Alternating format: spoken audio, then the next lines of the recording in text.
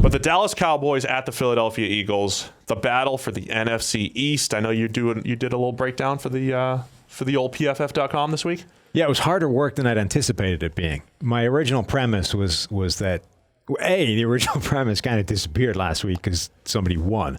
So, initially it was one of these teams might win the division with a losing record. Yeah. Now, technically that's still possible because they can tie.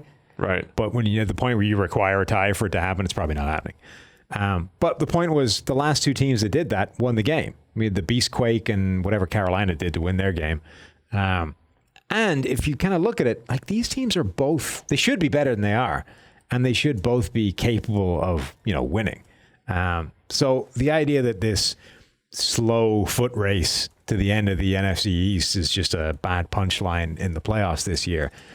I don't know that you would be scared of facing either of these teams if you're one of the NFC powerhouses, but they're not necessarily an easy out. One of these teams is going to be hosting a playoff game, and they both have the capability of showing up in one game, particularly at home, and knocking off somebody that comes in thinking they're just going to roll. Yeah, I think that's the biggest thing. Are they underachieving from where they should be? Absolutely. Yeah. But we saw Dallas's potential last week. But the problem is it's very difficult to make that case in a sort of macro level of numbers, right? Because all their numbers are fundamentally not that great because they're losing games. Well, you can make it on a game-by-game level and say, look, in any one game, Carson Wentz is capable of going out there being a superstar, even with crappy receivers. But at a macro level, the Cowboys have had one of the best offenses in the NFL. Right, but it hasn't helped. It hasn't helped, but it's still one of the more stable. So offense is more stable than defense, and then you say, okay, you luck into a pretty good defensive game because they're still talented on the defensive side. Yeah. Dallas's thing, honestly, the biggest thing they have is, okay, so they've played a bunch of good teams close, right? Yeah. Narrow loss to the Saints, narrow loss to the Patriots, narrow loss to the Vikings, and then just went and stomped all over the Rams, who had a winning record, right. Still do, right? Have a good record at that point. So they actually have some pretty good results in their schedule. It's just that they've also got some really terrible ones, and we were like, where the hell is Dallas gone? Right. So I think Dallas is the easier case to make, that they actually are not a terrible side, and if you face them in the playoffs in Dallas, that's not an easy game.